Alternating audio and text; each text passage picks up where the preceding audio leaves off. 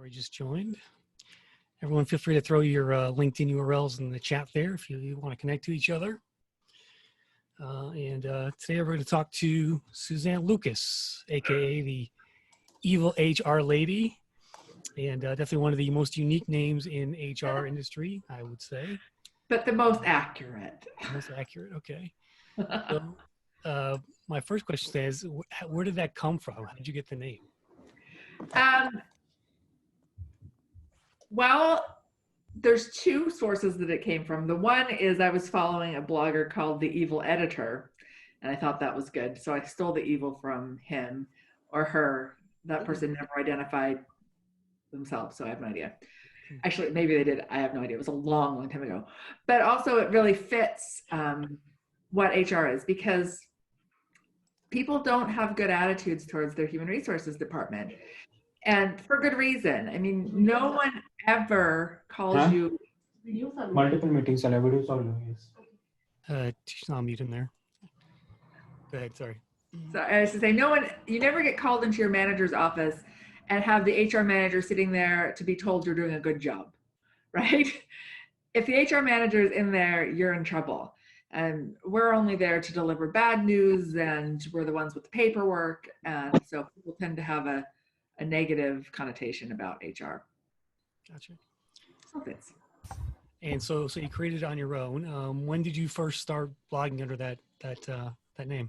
I started blogging under that in 2006. So like the dark ages. And yeah, I was one of the first HR bloggers out there. So you're definitely OG. Yeah. Going back 2006, okay. Yeah, So that was kind of when blogging first kind of exploded, right? That was back in the mid 2000s there. Right. That's when I don't know when it actually started, but there were very, very few people out there doing it comparatively. And it really exploded around that time period. I was lucky to be one of the first in the HR field because it allowed me to really get market space. I didn't have to compete against a lot of other people because there weren't a lot of other people out there. Yeah. And so before that, what was your background in HR? Give us a sense of your experience in HR if you could. So my degrees are in political science because, why not choose something rather worthless to study? And I ended up in HR because I wanted to do training. I really like teaching adults. I don't like teaching children. I mean, I don't mind teaching children, but it's not my talent. I have no desire to teach elementary school or something. So I wanted to do training. And so I managed to get myself a job in HR as an HR camp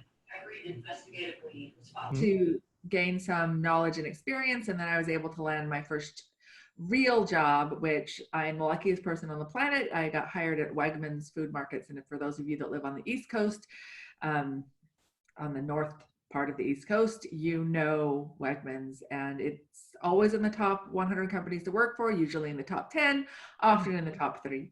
So when I started my HR career, I was trained by literally the best in the world. And they win those accolades from Fortune every year because their HR is so good and because their management is so good. So I learned really early on how to do great HR. I was trained by the best, and I stayed with them for a couple of years, and then I left because one of the things that makes Wegmans so amazing is that in order to get promoted beyond a certain level, you have to work in a store. So everybody in the senior management knows what it's like to stock a shelf, stay on your feet for 12 hours during the day and deal with customers. Nobody is sitting there making up policies and programs that are stupid because they've all done it. And I didn't want to work nights and weekends. And so it wasn't worth it to me to stay there for nights and weekends. So I moved to pharmaceuticals, where I spent the next 10 years or so of my life.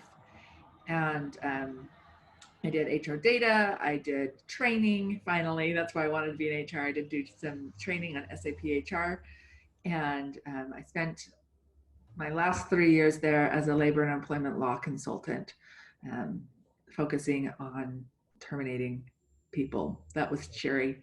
And then my husband got a job in Switzerland. We moved here. I was going to take a year off to get the kids all settled and then go back to work. And in that time period, CBS reached out to me and said, hey, we'd like you to write for us.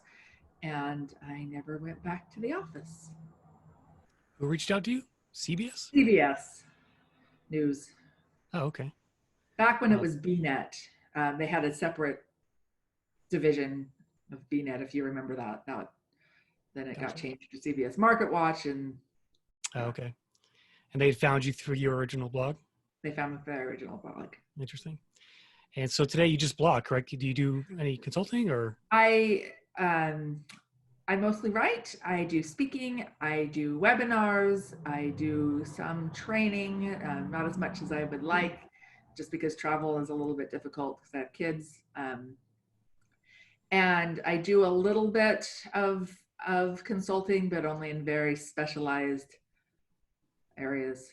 Yeah. I don't generally advertise that, but yeah, I do that. Okay. So as I said at the top of the show, it's an interesting time in the world of work overall. What do you, I want to get your sense of what you're hearing from your readers out there. What are they emailing you about the whole virus stuff, being in lockdown, furloughing, laying off employees? What comes to mind?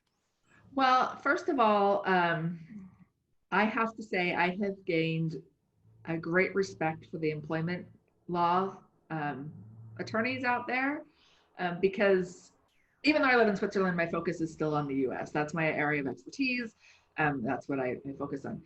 And all of this new legislation coming out, and all of it's new, and all of these businesses have to figure it out. And the legislation is all for businesses with 500 employees or less. And the or less is a huge problem. If you've got 500 employees, you probably have a dedicated HR person, and you should have 4 dedicated or 5 dedicated HR people. I saw someone post that they had 1 HR person for 1,500 employees, and I about dropped my teeth, and I thought that's not a job I want. But you know, you should have people like that. But it goes down to businesses with 2 people in it.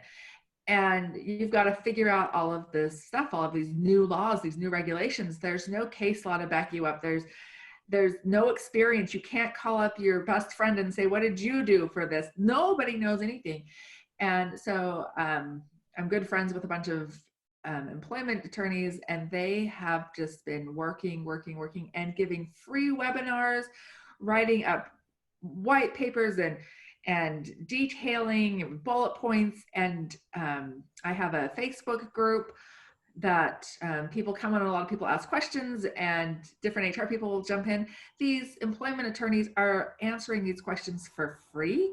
Holy smokes. I mean, like, they're just jumping into my Facebook page and answering questions. They're on LinkedIn answering people's questions, and other HR people are doing that. And so while the world is falling apart, I see this group of people who are worried about their futures, worried about their own careers, but spending all of this time and effort to help people they don't know, and people who will never hire them. And they're doing all of this for free. And it's really given this great sense of community, which I think is really great. I mean, and that's something that I see in my own town. You know, we talked a little bit about lockdown, and as soon as the Swiss government announced that they wanted everybody to stay home and only go out to go grocery shopping, all of a sudden, all over my neighborhood were these signs of a phone number that you could call if you were someone that was high risk, and they would come and get your groceries for you and deliver them for free. I mean, that's one thing I'm seeing really good. A lot of community building here and in the United States and all over the world. People are really working together. So that's not really work related, but I think it's all really a positive side effect of this horrible condition. Yeah, I just saw there was a story this morning on, I think it was CBS, it's RVs for MDs. So people are donating their RVs. So people in the medical profession can isolate themselves because they're going to work every day, you know, being around these patients, and they don't want to get their family sick. So they put the RV in the backyard and they can still stay home, see their kids from a distance. But it's kind of a nice thing I saw today on the news overall. It was nice. Yeah, I mean, there's a lot of good. Now, of course, I also see a lot of bad. I had an article today out about companies that are taking employees' temperatures before they come into work. And some of them are arguing that they don't need to pay their employees for the time that they stand in line to get their temperature taken. There's legal precedent for that. I'm not going to say that they're absolutely legally in the wrong, but they're morally in the wrong. I mean, that is some pretty lousy behavior. Your employees are literally risking their lives to work for whatever reason, because you're an essential business. And you're like, well, I'm not going to pay you for the 10 minutes I make you stand in line to get your temperature taken. I mean, that's horrible. And it really bothers me that there are people that think like that out there, that, oh, I can save a few pennies on the backs of my hourly employees. Yeah. Well, we are seeing some employers step up, though. Some companies are increasing their wages during this, at least temporarily. They're giving more sick days, things like that. You want to talk about that? What you've seen in the market so far? Absolutely. I mean, Aldi's announced that they were raising everybody's salary. I don't remember what the percentage was, but it was a significant amount. They're an essential business. And there are other companies that are doing that. There are so many companies that have adapted to working from home. And this will be a good thing in the long run. Some of the old school people that thought working from home was impossible, that's no longer the case. I saw a thing on Facebook where it said, who led your digital transformation? And option A was the CEO, and option B was the chief operating officer, and option C was COVID-19. And I thought, there you go, because this is what has forced so many businesses, so many people to realize that the old way of doing it isn't the only way of doing it. Now, we've also learned that there's a lot of people out there that hate working at home. Yeah. And some of it, I want to point out, this isn't real working at home. I've worked at home off and on for the past 16 years. This isn't real working at home. When you really work from home, your kids are in school, your spouse is gone, or you have office space and your spouse has office space. We have people working at their kitchen table while Netflix is on, trying to occupy their kids who really should be doing their online schooling, which they can't do because a Zoom meeting of 22 first graders and their teacher is just impossible. This is not working from home. This is not normal. So if you hate it, it might be because it's not normal. But some people just like going to the office. They like it. I saw a bunch of stories about companies who were forced to work at home now. And some of them are fighting this, right? They're like, I've seen a bunch of stories that my boss wants me to go into the office. I can't believe he wants me to go there. What do you say to those types of companies who are still kind of old school like that and don't get that it is tougher now because everyone's home, but that remote is it's an option out there for some people at least. It's definitely going to break down some barriers, and it's going to break down a ton of legal barriers. So the courts have already said that in some situations, working from home is a reasonable accommodation under the Americans with Disabilities Act. And companies are going to find it very difficult to argue in a court that this position has to be in the office, when we can look back to the pandemic and say, yeah, but they were successfully able to do this job at home, or the person that was in this position 5 years ago was successfully able to do this job at home during this. And so it's going to be really difficult for companies to argue that all these positions have to be done in the office. That's a great benefit for people who suffer from disabilities, where working from home would be a great accommodation. That's something that's going to come out of this, and it's going to freak some people out, but that's going to be a good result too. Another thing that we're going to see as good result is hopefully some of these regulations that have been cut will continue to stay cut. They temporarily temporarily, Homeland Security temporarily changed the requirements for your I-9s, that you could do it over video conference. Mm-hmm. There's no reason we can't continue to do that. And hopefully that will continue, because a lot of the workforce can be remote now. Yeah. And if we have the ability to do our I-9s over video conference, you don't have to pay someone to come and observe someone's driver's license. You know, that's a great thing. Another thing that they temporarily suspended, and hopefully it'll stay permanent, is being able to have insurance pay for more telemedicine visits. That's something that for employers and employees is huge. I have a nephew who had a brain tumor and he's fine, thankfully. But he lives in a small city, and his neurosurgeon, of course, is a 5-hour drive away. Anytime he had a checkup, either his mom or his dad had to take a day off work, drive the 5 hours up, maybe spend the night, depending on how long or what time the appointment was, and then drive back. That's a huge cost in not only gas, but in time and for the company, mm-hmm. right? Now, he did his last appointment sitting at the table. He went to the local hospital, had his MRI there. They sent the files to the doctor 5 hours away, and then they all sat around a video conference. A tremendous cost saving, and eventually that will trickle down to employer health plans as well. And everybody in HR, we're always freaked out about the costs of health insurance.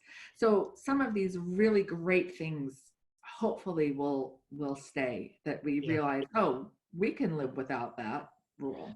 Yeah, and it lowers costs too, right? It's cheaper. Absolutely. To telemedicine. It's cheaper to work from home, commute. Yeah. I've always felt like the right balance. To me, there's a good balance of remote in the office, like, 2 days at home, 3 days in the office, or 3 days in the office, 2 days at home. Yeah, I think actually that's what I think is the ideal situation. But. Yeah, definitely. Let's get back to blogging for a bit. So how many posts do you think you've written over your 14 plus years or so? Oh, goodness. I could actually look it up. I'm not sure. Yeah. Several thousand. Several thousand. Wow. Do you blog every day? Not every day. I tend to do 4 or 5 posts a week. I have a variety of clients, and most of them I, publish a link on my blog to theirs. I have 3,128 posts on my blog. There you go. Then I do quite a bit of ghostwriting. So I'm writing and you're seeing it, but you don't know that it's me. One of my favorite things is when a client will send me an article that I wrote as a ghostwriting post and say, hey, can you write a response to this? And I'm like, oh, sure. No have you ever had a post go viral? I have. I've had a couple. My biggest viral post was in 2016. I wrote about Megyn Kelly wore a spaghetti strap dress on the news. Uh-huh. And I wrote about how that was inappropriate, and you would have thought that the article was about how you should kill and eat babies. With the response I got death threats from both sides of the aisle. I mean, there were Democrats that were mad at me. There were Republicans that were mad at me. There were just crazy people that were mad at me. And then there were people that I'm so glad you're standing up for whatever, for the lack of spaghetti strap dresses. I don't know. So that went viral. That was super fun. That was at Inc. And in those days, Inc. allowed comments, and they had to have someone watching the comments full time because of the death threats. Death threats, who cares? She's some television personality, but apparently people care. And I've had a couple of others go viral, but nothing as viral as that. Yeah. Interesting. All right. So do you have any tips on how to go viral? Is it being controversial? Is it, what do you think? If I could tell you how to go viral, I would be going viral all of the time. Part of it is luck. It's just luck. I don't know if any of you remember a few years ago, Cracker Barrel fired this woman, Brad's wife, and it was a stupid thing. And I was one of the first people to write about it, and so I got several 100,000 hits on my article. It was just because I was first, though. There were thousands of people that wrote about it, but because I went first, I got the hit. So that's one of the things, is you can be first on something, you come up higher in the Google searches, and then people link to you because you're the first. So that's one thing you can do to try to go viral, but it's a mystery. Being controversial does help in some cases, and in some cases it doesn't. Taking a strong stand, though, will always be better than being wishy-washy. So if you want to take a stand on something, you're more likely to get people viewing it. Being timely is important. And as I said, it's a lot of luck. It's a lot of luck. I'll share my viral story so quickly before we go further, but it is a lot about timing. You're right. So this is probably like 3 or 4 years ago. I had seen this press release from a company who did some kind of study around remote work, ironically, and had some great data in there.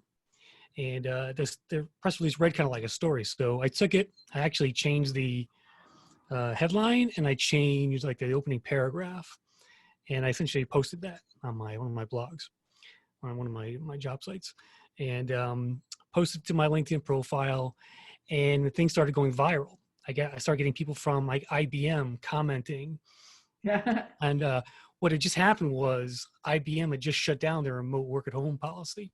And so as soon as a couple of people at IBM were started commenting on the article, it got picked up on the LinkedIn algorithm, and it just went viral. So within the first hour, I had like 10,000 views on that. And I think over 24 hours, I had 600,000 views on LinkedIn, which led to about 10,000 clicks to my site, the actual article on the site.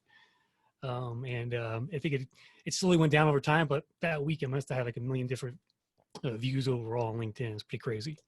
Yeah. All from a press release, right? Right, from a press release. You're like, this is a throwaway post. Right. Well, and honestly, the Megyn Kelly post, I was running out the door. I wrote it in 20 minutes, and that's what went viral. I have posts that I have researched and talked to people, and I posted, and it's brilliant, and my mother reads it, and that's it.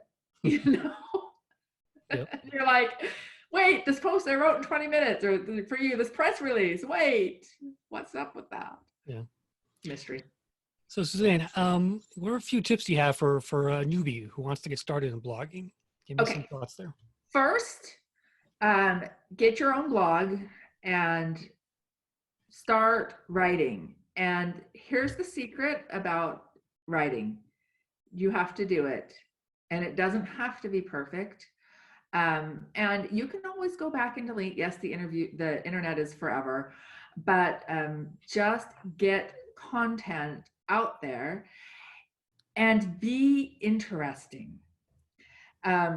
There's a lot of quality content out there that no one reads because it is boring. And someone might read it to get the answer to their question, but they're never going to stay on your site. They're never going to click around.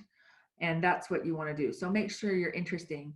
Personal stories, also, people find engaging. If you can relate it somehow to your own life, people find that very engaging, and they're far more interested in responding. And realize that different platforms have different attitudes. I'll write a post about something, and I'll share it on Facebook, and it will get no attention. That same post will get 50,000 views on LinkedIn because they're different audiences.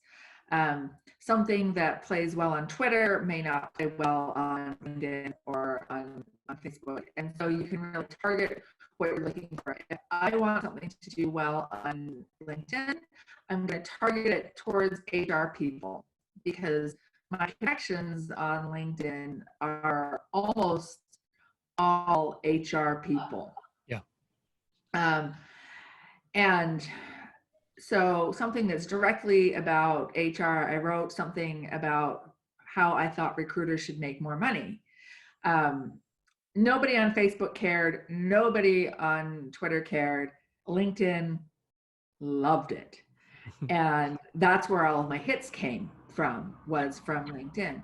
Because who am I friends with? Or I don't know what the term is. You're not friends on LinkedIn. You're like colleagues. I don't know. On LinkedIn are all HR people. So there's a ton of recruiters in there, and they're like, yeah, of course we should be making more money. And I still think they should be making more money, by the way. I think recruiters are generally underpaid. Yeah, gotcha.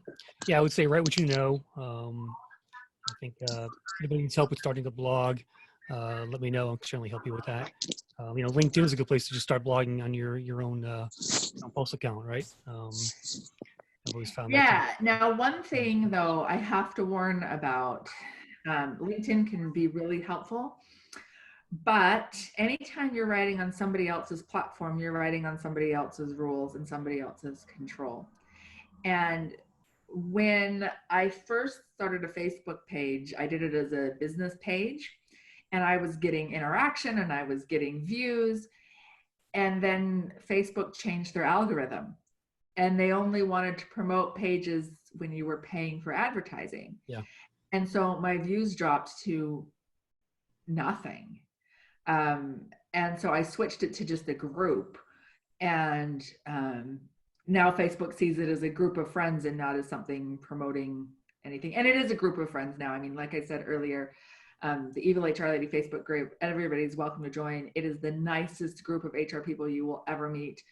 They will answer your questions and hold your hand through any situation, any HR situation. It's fantastic. But I did that because Facebook changed their algorithm. A couple of years ago, I had a friend who's an employment attorney, Mark Alathans. He runs the Hostile Work Environment podcast, by the way, if that's an excellent HR podcast. What's it called? Hostile work environment. Okay, yeah. Along with Kate Bishop, who's also fabulous. He cracked the LinkedIn algorithm, and he taught me how to do it. I was getting at minimum 10,000 views per post, usually 25,000, 50,000 views per post. LinkedIn changed their algorithm, and immediately my views went. And so you have these sources outside of your control when you're focused on these things. So I do recommend that you don't just put all of your content on LinkedIn or on Facebook or Tumblr if you're young. I'm too old for Tumblr. Yeah, Tumblr's old. Tumblr's old. Get your own URL, and it's not expensive. It's not. And yes, publish your content to these other sites, but make sure you have it someplace that you control. And I mean, you're still subject to the whims of Google too. They redo their algorithm and. Yeah. Well, you must get lots of Google traffic though. Your site's old and it's got lots of content. It's old. It has lots of content. So it has a good deal of Google traffic. And it's always interesting to me what posts get that traffic. I have something that I wrote, I don't know, 2009, 2010, something called how to get your boss fired. And I get so many hits on that every day. It's like, how do you get your boss great fired? Headline. I want to know. Yeah. People want to fire their boss. So there you go. Nice. Do you know how many monthly unique visitors you have? Do you have any stats around you could share? My stats are kind of weird because I write in many different locations. So my personal blog, the Evil HR Lady blog, gets 60,000 views a month, but I don't know how many are unique. But that doesn't include the RSS feed. I don't remember, You get the 11,000 newsletter. RSS people on Feedly, and I don't know what other kind of RSS viewers are out there. I get my numbers from Inc., and that varies wildly. I usually get around 200,000 views at Inc. Last month, with all of the writing about the new legislation, I got 500,000 views, which is awesome. And then other sites, it really depends as well on the articles and on their audience and who they're targeting and those types of things. Did you start blogging while you were working full time still? I did. Yeah. Well, actually, I was working part-time, but yeah. Did you, is there any rules around there you want to just mention in terms of what to avoid? So when I started blogging in 2006, I was working for a pharmaceutical company, Wyeth, which no longer exists. They were bought out by Pfizer. Pharma is very conservative in general, very old school. I have to say the HR at Wyeth was top-notch, absolutely great people. I was still lucky in my career. But I knew that there were people that would not like it at all. And so I started out completely anonymous. And I wrote anonymously for several years. And then it wasn't until I left that I really started going public with my name. And so that's one thing. But if you're trying to build your career, you're going to want to talk to your boss about it, and you're going to want to be careful about what you say and what you don't say. Because if you're an HR person, even if you're like, these views are mine and no one else's, if you say something that is offensive and one of the employees reads it, it's going to come back to bite you. And so you do need to be careful. It's better to be upfront with your boss to begin with. If you want to do the anonymous route, that's how I started. It's totally fine, but remember, there's no such thing as real anonymity. If you say something crazy pants enough, they will find you. Someone will find you, and you better be prepared to back up everything you say. And that's actually one of the rules I have for myself on the internet, is that I only comment on things under either my real name or under Evil HR Lady. And that forces me to always be kind and to know that everything that I say is tied back to me, because I don't want any idea that I'm anonymous to make me say horrible. I don't say horrible things anyway. I'm nice.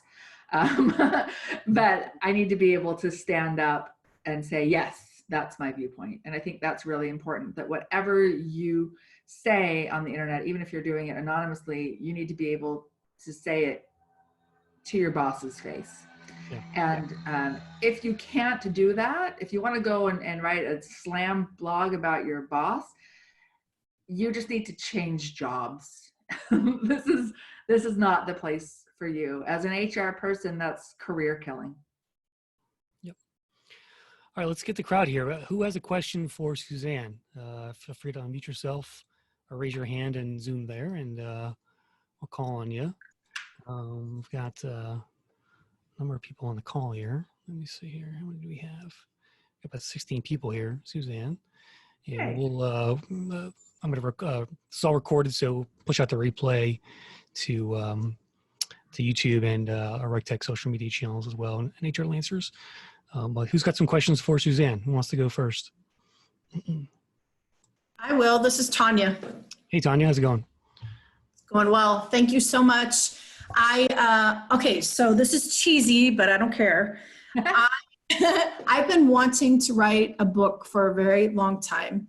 And I was actually a journalism major, and then I switched to psychology. I've been in HR. I have a master's in HR from Loyola Chicago. Chose to go into recruiting instead because it's the happy side of HR. Right, I'm not good at firing people because I cry. Like, it's just like too much for me.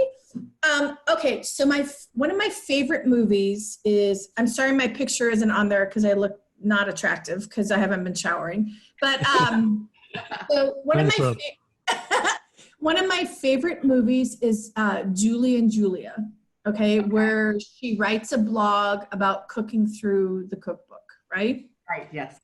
Okay, so I would love to do a blog about my life in recruiting and corporate America, because I have so many stories of things that have happened to me that I can't even believe someone would say it to me, and I find humor in it. And my boyfriend always says, you need to write that down. And so I would love to do a blog about and some of my friends have wanted to do it too, and just talking about that, but in an enlightening way, not negative. And I seriously don't even know how to start a blog or what platform to even start. So just like Julie and Julia, how she sat down and her husband said, this is how you do it. I need for you to help me with that, because I would love to do that. I don't know where to start. First thing is go to GoDaddy.com. It's what I use. I don't know any other site, so I'm not like, oh yes, this is the best. This is what I use. It's what the best. And find a URL that you want. I have that. So what I did, I started my own company to do recruiting. Okay. Again, this is the second time in my life that I've done this, but I'm out on my own. And so my URL is Rare Find LLC. So my company name is Rare Find Search Consultants, and that's my company name, but that was taken. So I have Rare Find LLC, not in love with it, but I do have that through GoDaddy. Okay. So do you want your blog to be a part of your business, or do you want it to be separate? I want it to be separate. Okay. So then you'll want to get a new URL. And just go out and buy it through GoDaddy. Just go out and buy it, and then set it up the same as you set up your company. You can hire someone to set it up. You can set it up through WordPress. You can, use one of those things that always advertises on podcasts, which are totally blanking my mind right now, and set it up. And for you, since you own your own business, it's certainly okay because you're the boss. I can say whatever I want. Say whatever you want, which is awesome. And that's one of the things, when I speak, people will come up to me and be like, you said what I was thinking, but I can't say it because my boss would flip. And I'm like, yeah, because I'm self-employed. Right. So I can say what I want. Yeah. And so, okay. And Tanya, find a name like, think of give yourself a nickname or come up with something like that, something around. What's really funny is that, I've thought about that, and the movie I, Tonya, Tonya, mine is a J, okay? So I've always thought about like I, Tonya, with a J. Right. Do you see like iTanyaRecruit.com or something like that. Like, I don't know, but okay, so did GoDaddy help you with actually setting that up and walking you through? I didn't use GoDaddy. When I started, I used Blogspot. And then I changed to a WordPress site, and I have a web designer because it wasn't something I wanted to learn. How do you, just like in that movie, how do you start blogging? Like, seriously. You just need a website. Writing. Get your website and just start writing. And don't worry about it being perfect. Grammarly is a great investment. I have that. It's not right all of the time, so you can't just go and accept all of their changes. Yeah. Sometimes they're nuts.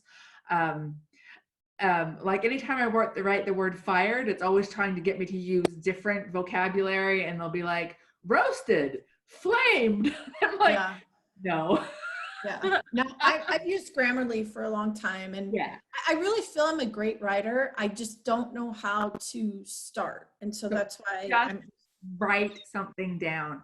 And it doesn't have to be perfect. Oh my goodness, it doesn't have to be perfect. Yeah. And this is not, going into the New York Times. It's going on a blog, and you've got to just write it, and don't worry about it being perfect. Okay. All right. So other Tanya, questions? if you want to guest post on HR Lanters, you can do that as well. There you go.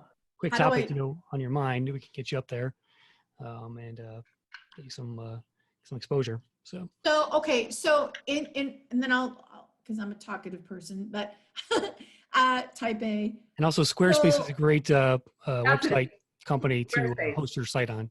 Say It that looks again. nicer than WordPress, I think, too. So Say that again. Squarespace, Squarespace. Oh yeah. Yep. Okay. Joel All put it right. in the chat there. The other thing is, Suzanne, how have you made money from, this is the part I don't understand. So I'm not writing a book, not yet, but I probably will. So how would you make money off of blogging? Are you just doing it for free to just get the word out and to enlighten people and to give them a silver lining or to laugh? Or do you make money out of the deal? And if so, how? I mean, when I started, it was purely for fun. I had a nice corporate job and it was purely for fun.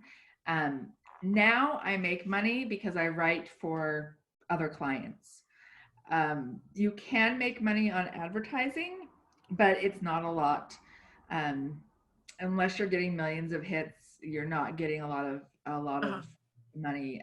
One of my friends has a blog that she said 150,000 hits a month, and she gets $200 a month in Google ad revenue.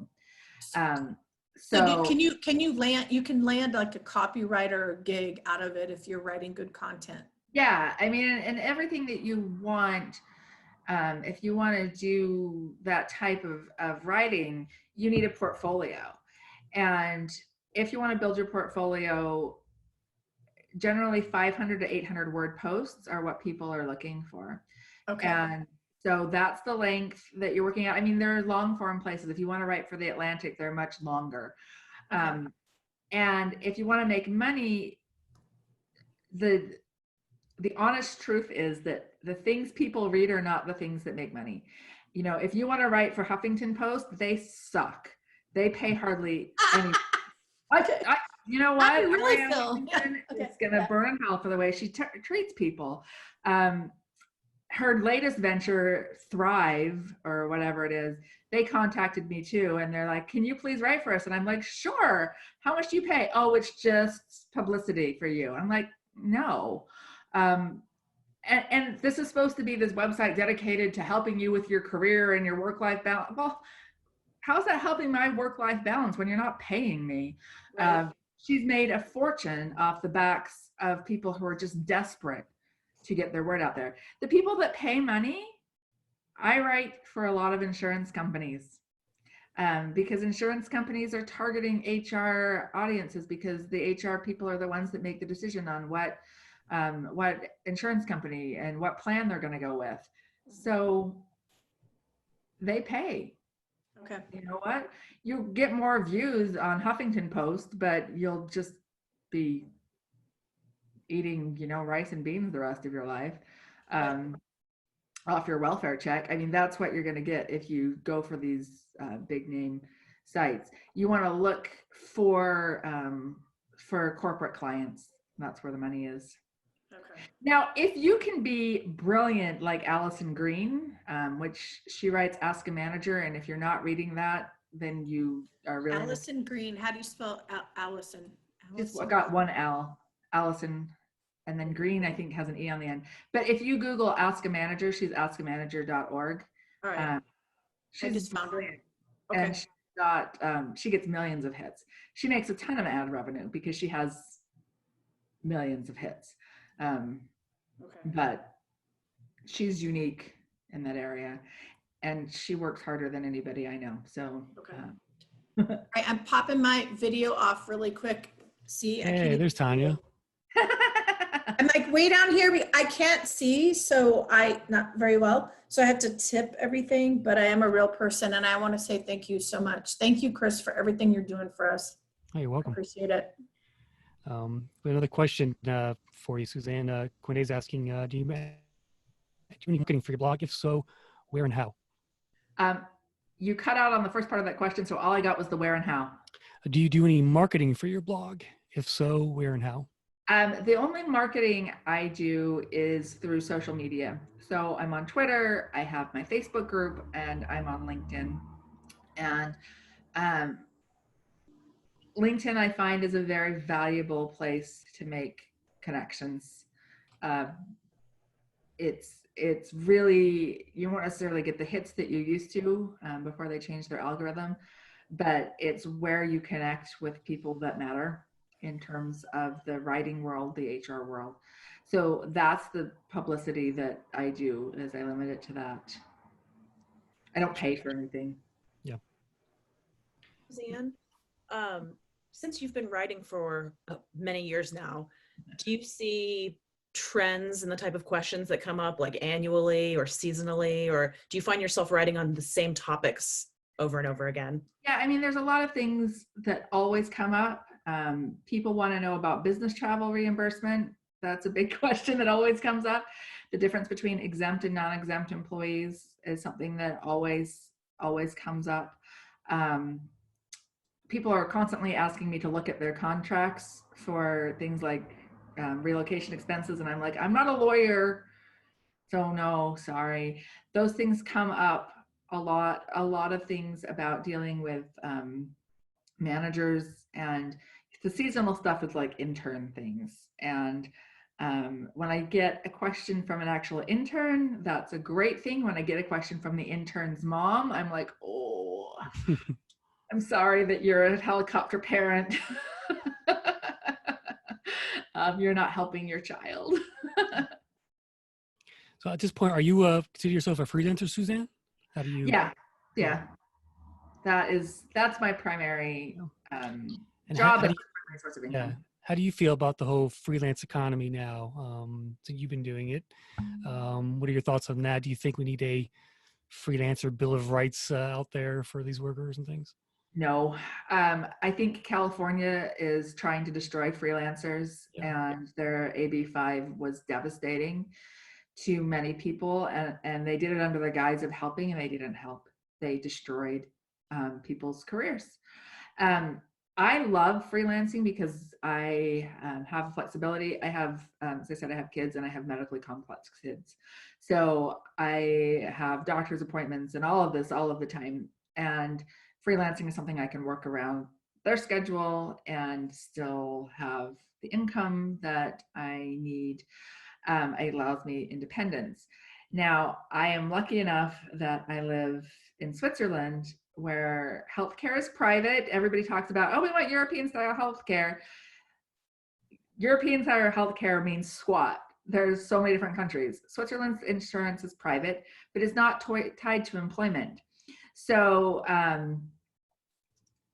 no matter what happens, I maintain my health insurance. And when my kids turn 18, they maintain their health insurance. The policy just transfers from my name to theirs. And they can keep it till they die. And so that's a real advantage, because one of the biggest problems with freelancers in the United States is healthcare. And so that's a big issue. And I would love to see Congress resolve that. I am very pro free market economy, and I love the Swiss insurance system. That's how I would like to see the US resolve their problems, but I doubt that they will do that. So that's a big concern in the freelance world. Yeah, that's always been my big concern. Is I feel like, if we had some kind of universal health care, people could go and do what they want to do. They could be a freelancer. They could go to work for somebody. They could start their own companies. It would just free up. It shouldn't be tied to employment, I think, which to me is just wrong. It is, and we ended up with it tied to employment because the government tried to fix things by limiting salaries. So employers, to attract people, started offering insurance because they couldn't offer a higher salary. And that's how we ended up in the mess that we are today, was government trying to interfere. So I'm afraid that's the path we're going down again, is government trying to interfere, and they'll just create another problem along the way. So, but that's a topic for a different day. Yeah. We'll go away from that now. That's as political as we're getting on this show. That's right. So, any other questions? Lori did have one about using your blog to get new clients. She said, should I blog from my own website? And I think the answer is yes. You definitely want to blog from your own website, your company website, if you can. That'll bring in search engine traffic and readers, and we'll discover your other services there. So I would assume you agree. Yeah. Any advice on offering subscription service with blogging? You know, it's something I've thought about doing. I've thought about doing like a Patreon thing where Patreon, yeah. there were people that give you money, get like extra content, um, or whatever. And I've never gone that route. But it might be something that I would do in the future. People aren't generally going to pay for a lot of information. I mean, I'm going to be honest here. I let my membership to SHRM lapse, and they keep everything behind a paywall. And frankly, I don't need them. I can find that information elsewhere for free. So if SHRM can't keep me, what makes you think other people are going to pay you? Yeah. for HR information? I mean, people will buy a book, for sure, but I don't see the. Yeah. I have one blog where it's a membership blog, but it's specifically for job board owners. So it's much more technical and focused for that. So it's more niche, and no one writes in that kind of content overall. But I mean, there's a million different HR sites and recruiting sites out there that blog about stuff. So there's the AIM group has a paywall. I'm just trying to think off the top of my head who else has paywalls out there. Not many. I mean, when you look at these new laws, right, that affected so many employees and so many HR people, SHRM didn't have information out there nearly as quickly as did the employment law bloggers. Yeah. And the employment law bloggers were holding free webinars as well. John Hyman just did another one today. Kate Bishop did one yesterday. And SHRM is still like, pay us, pay us, pay us. And all of these lawyers are like, hey, I'll give it to you for free. So you really have to have important, hard to get information, I think, to make that a go. I do think the Patreon model can work, though. I mean, it certainly works for podcasters. Yeah. I'm a big podcast fan. Definitely. Awesome. Well, Suzanne, this has been great. I appreciate you coming on today from Switzerland. What time is it there? It is now 10:52 p.m. Oh, not too bad. Okay. Think it's too late. Nah, I mean, let's be honest. With quarantine going on, bedtimes What else are are you not gonna do, right? real. Morning times are not real. Joel has a question. Let's see here. Okay. Thank you. I'm long-time reader, first-time chatter. So Lovely to meet you. thank you. I'm wondering if you've accomplished your initial goals when you started blogging and writing, and kind of and how often you've kind of revisited that or kind of moved your goalposts as you've continued to grow. That's a good question. And when I started, my goal was really just to have fun. I grew up reading Dear Abby and Ann Landers and Miss Manners, and I wanted to do an advice column. And then blogging came about, and I'm like, woohoo, I can do one. And so my goal at first was just to have fun. And then my goals have changed as life has progressed and became more monetarily based. And now I'm working on other projects as well. There's other things that I'm launching that I'm not ready to talk about yet. But I do revise as things change. I'm hoping to move more and more into speaking, and I was actually making real progress with the speaking career, and then this pandemic, and I of course lost all of my my planned speeches. I mean, that's not a terrible thing. People suffered far worse, but that's something that I'm really working on to build that. I really enjoy talking with people. I enjoy putting things into a way that people can understand it. And so that's something that I'm working on. And then I also have other goals, but there are some things that I am changing. And so I have met things along the way. I mean, I definitely met the having fun part. I met the financially stable part. Although again, with this pandemic, some of my income has gone in the toilet, but it'll come back, right? It'll come back. What's my last question is, what's the best thing that's happened to you that came from blogging? Oh my gosh. So many great things.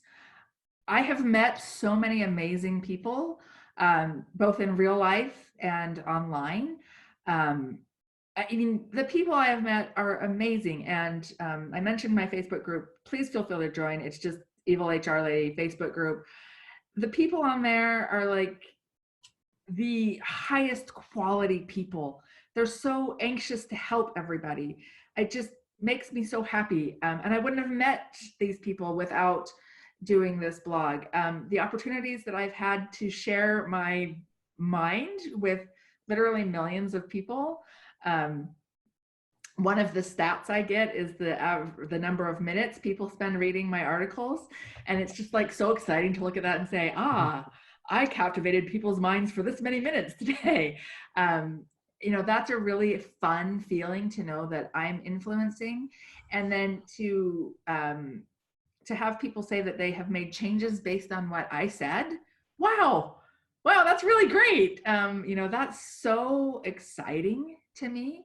And to have people say, you know, you really helped me, because at heart, I think everybody goes into HR because we want to help people and because we like people. And sometimes we get critical and negative because we realize that, you know, people are not the best all of the time.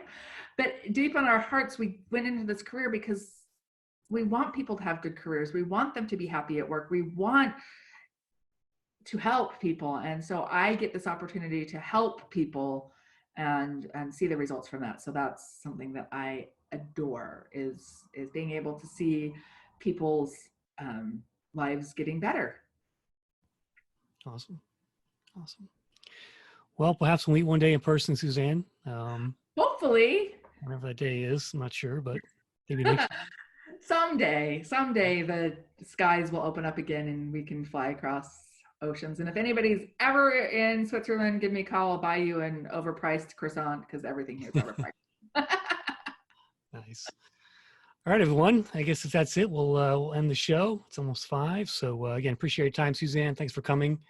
And hey, it was great. Thanks for having me. Everyone, thank you for joining. I'll get the replay up soon, and I'll push that out there on social media. So great. Thanks again, and we'll see you next time. Bye. Thanks, everybody. Have a good day.